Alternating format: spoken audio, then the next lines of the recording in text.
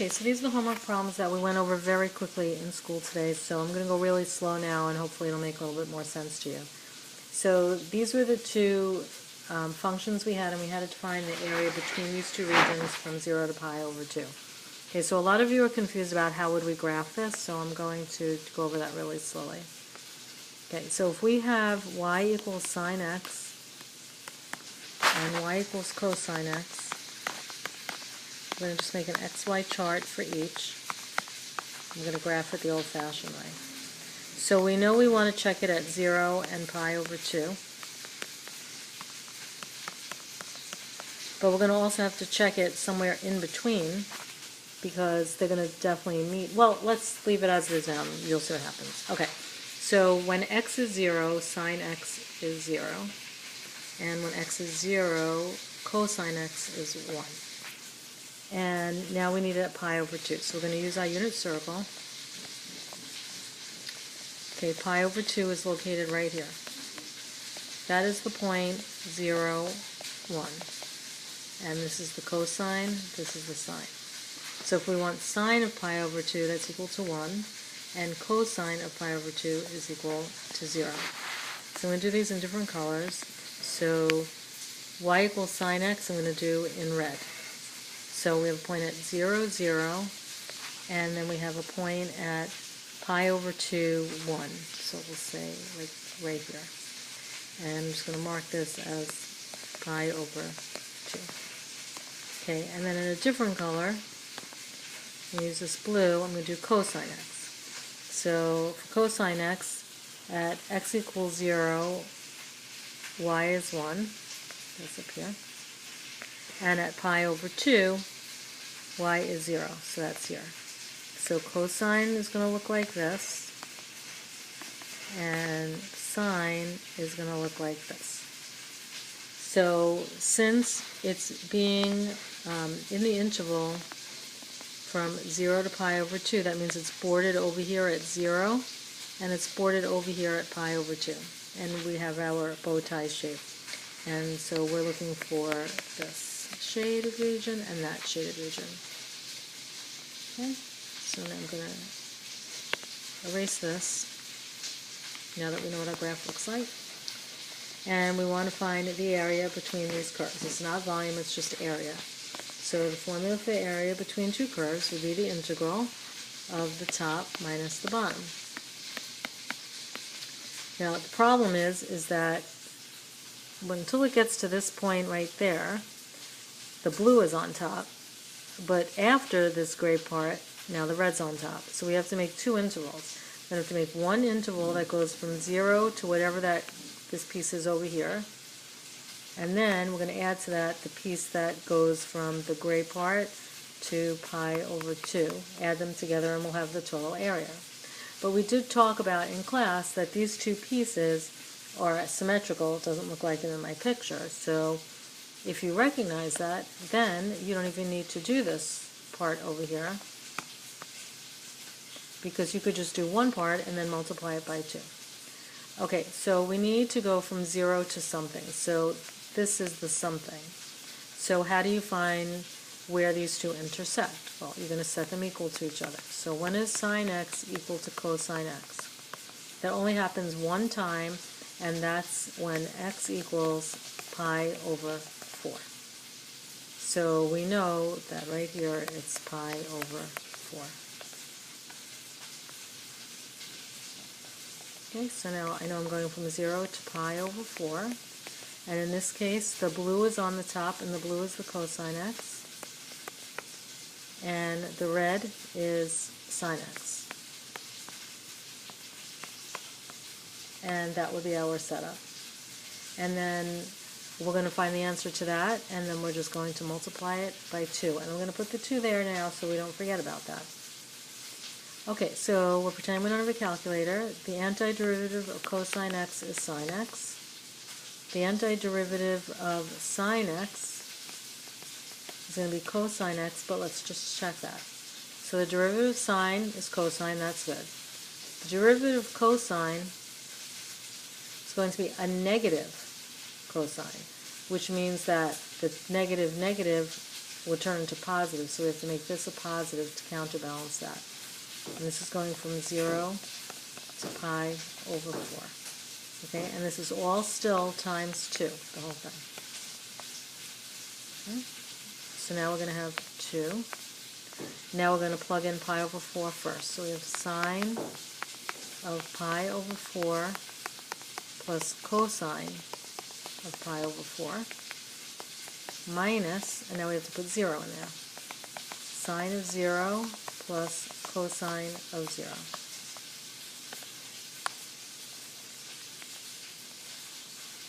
Okay, I'm going to move up here now. So we still have the 2. Okay, so what is sine of pi over 4? Well, remember, at pi over 4, that's where sine and cosine are equal, and it's equal to 1 over radical 2. Plus cosine of pi over 4, which is also 1 over radical 2. So that's the first part. Minus sine of 0 is 0, plus cosine of 0 is 1.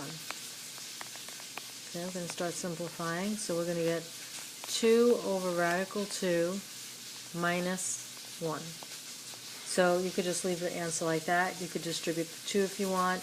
You could get rid of the 2, radical 2 in the denominator, but it's not necessary. This would be perfectly fine. Okay, this was the second problem, and now we're talking about volume. And we have these two functions going from 2 to 4 revolving around the x-axis. So first we're going to graph it. Okay, so we have y equals x cubed, y equals x squared.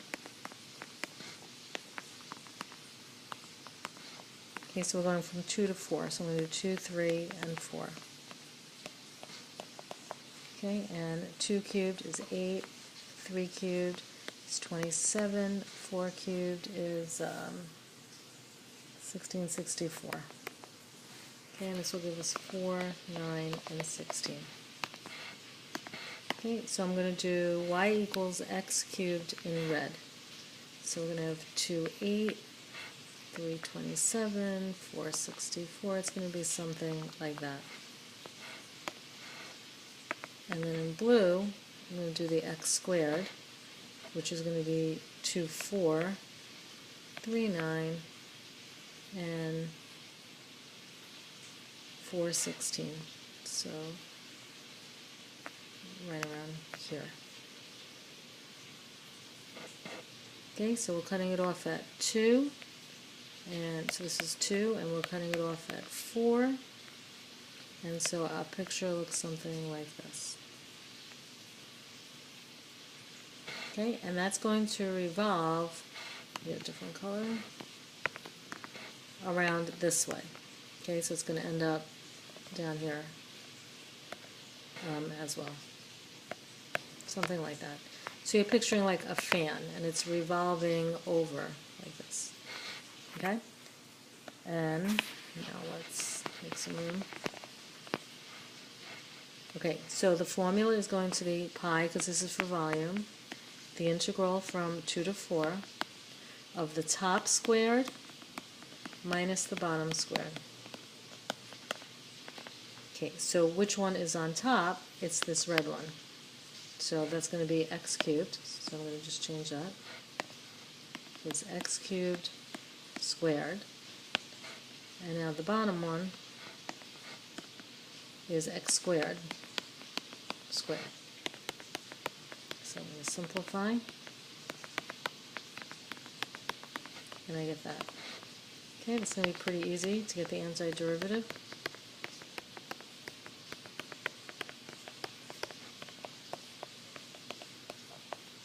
Okay, and so you can put that into your calculator, figure that all out. If you multiply it by pi, you should get this as your final answer.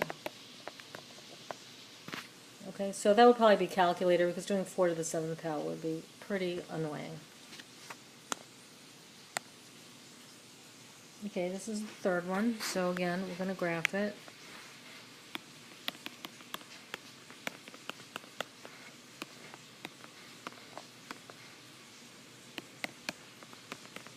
So I'm going to use 0 and 1 for both, and then if I need more, I'll do more. So So if y equals x, that means these are the same.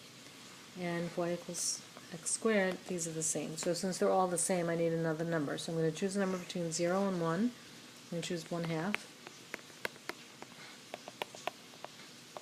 And I'm going to get this. Okay, so in red, I'm going to do y equals x. So I have 0, 0, 1, 1,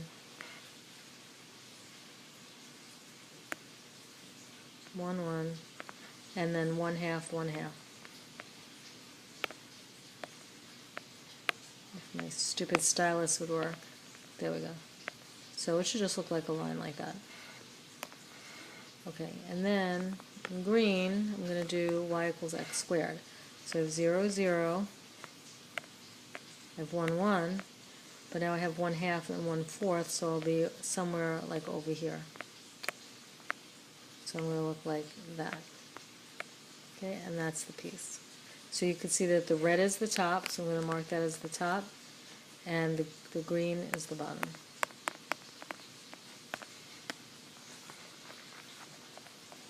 Okay, so this is volume.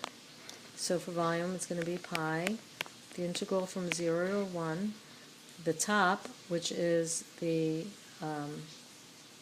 x, so x squared, minus the bottom, which is the x squared, but that's squared, dx. So I simplify, and I get that. Okay, now I can find the antiderivative.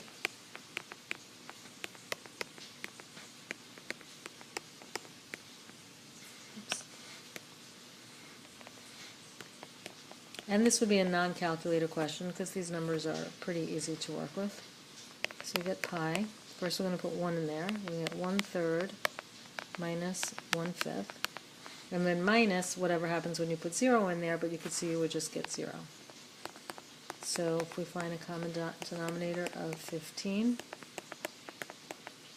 we'll get this.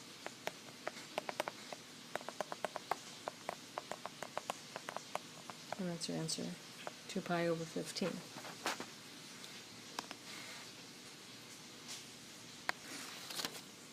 Okay, and this was the final problem, and I think it was Matthew who asked me at the end.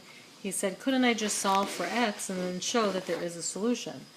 Yeah, you could if you had a calculator, except that this would be a non-calculator question, so I don't know how you're going to solve this, because it's an x to the 5th problem. Okay, so what you can do is you can take your x value of 0, and you can substitute it into the function. So you're going to get 0 minus 0 minus 2. So when you put it in the function, you're going to get negative 2. So that means you're going to have a point 0, negative 2. And then you're going to put the other 2 in for the x. This is an x value because this is the integral. So you get 2 to the 5th minus 2 times 2 to the 3rd minus 2. And when you work all that out, you're going to get 14. So you know that there's a point 2, 14. So when they're asking for a solution, they mean when is there a place along the x-axis. Okay, and it says, when does this equal 0? So if you have a point 0, negative 2, let's say you're down here, and then you have the point 2, 14, and you're up here. We have no idea what the graph looks like in between. It could be some really crazy graph, right? But some way I have to get from negative 2 to 14, which means that I must pass through 0 at some point. So when you're trying to prove that you're passing through a point somewhere, that's always the intermediate value theorem. So you're going to say that y went from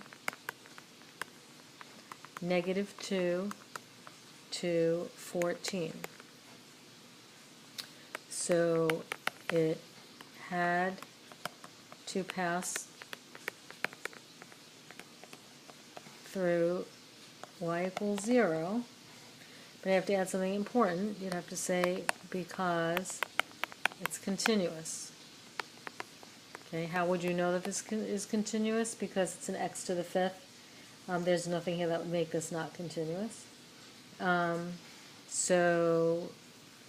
Let's see. Well, I went from negative 2 to 14, So it had to pass through y equals 0 because it's continuous, and therefore the intermediate value theorem applies.